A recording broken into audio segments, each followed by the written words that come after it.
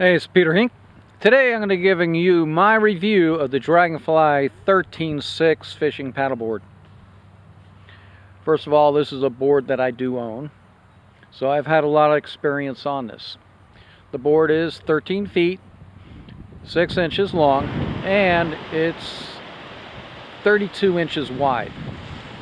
And I find out it gives a good combination of speed and stability. You know, it's not a barge by no means, and it's not a racing board by no means, but as far as a fishing platform, it's got really good speed, tracks really well, and with the big V in the front of the hull, it's a really quiet board. So very little, if any, hull slaps. So if you're trying to sneak up some redfish or bonefish, it definitely has a big advantage there. I've paddled this boat offshore. It does have enough volume up front to handle offshore trips. So if you're looking to paddle something offshore, maybe off Palm Beach, try for sailfish or amberjacks or tuna, whatever, this board does have the guts to do it. Also inshore, with the fact that it does have a shallow water fin, does allow me to go into waters that are basically, 3 inches, about ankle deep water with this particular board, which makes it very attractive for the shallow water angler. The combination of the V up front and the shallow water fin in back, which is an extra but very much well worth it, like I say, allows you to go extremely shallow. But surprising thing is it tracks excellent in deeper water also.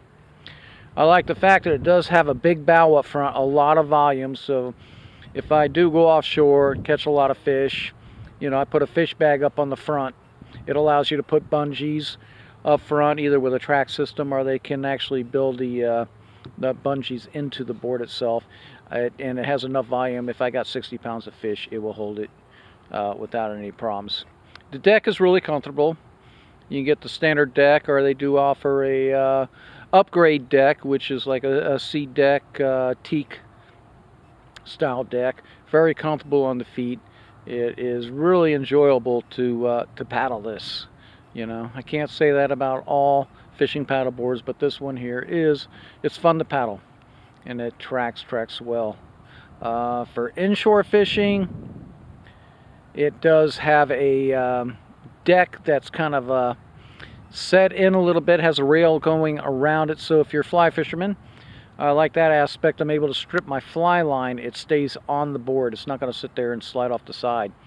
You can use a strip basket if you want to, but it's not necessary. It's pretty clean. It's pretty neat as long as you don't have a fish finder or anything on the board itself. I like the fact that it does have an option for a hatch inside the board, so if I don't want to bring a cooler, if I just want to bring a fly rod or whatever, I have a place to put my keys and put my wallet and stuff. But that hatch is not 100% watertight, so if you're going to use that to put your stuff, I would strongly suggest putting in some waterproof case or freezer bag, Ziploc freezer bag. Otherwise your phone, keys and stuff could get wet because it's not 100% waterproof, but still a nice option to it. They do offer a cooler that attaches to the back, and it's an Engel dry box cooler. It's a great option. It's got a rod holder, it's got a cup holder and a paddle holder all built into the cooler. So and it does fasten down. There's a hole inside the cooler where it actually bolts through into the board. So it's a good dry box. I wouldn't use it as a wet, as a cold cooler. If I'm going to keep fish, I usually keep a fish bag up front. But it's a nice option to have on there.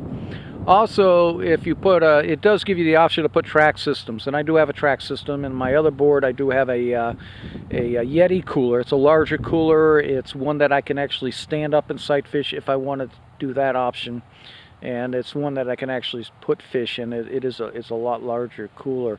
It's a lot heavier cooler too, but there's plenty of volume. I think the board will hold up to 420 pounds, so it can handle a Yeti or any other cooler.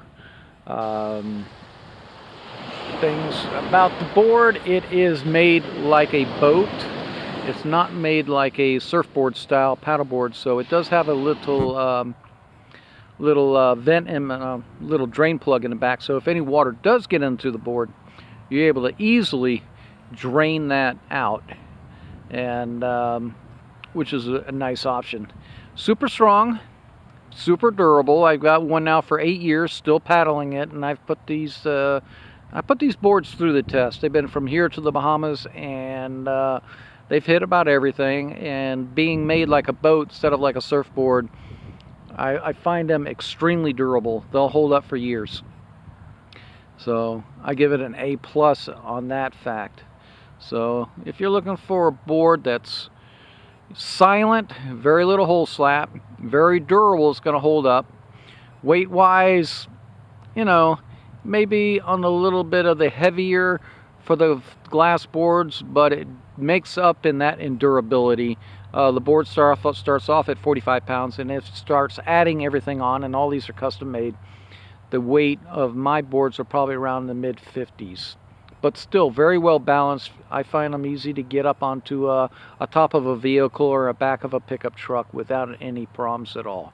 So a very good board for fishing. It's a very good board if you just want to just do some recreational paddle around the lagoon, whatever. It is a good option. You know, it's not one you're going to race. It's definitely not one that you're going to use for surfing off the beach.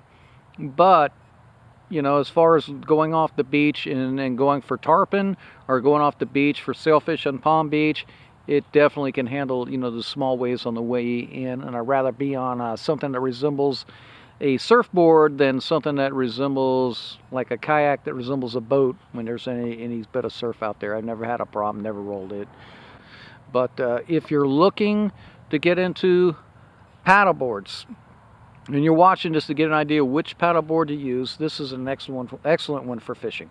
There are other ones, and I'll be posting videos of other brands and make paddleboards also. But it really doesn't matter as much as what I say and feel as what you say and feel. So my suggestion to you is make sure that you water test before you go out and spend the money on a paddleboard. And you want one for fishing, you got to get a good quality paddleboard, first of all. The weight's going to be a little more heavier than a standard paddleboard due to the fact you're putting coolers, rod holders, and things like that on it.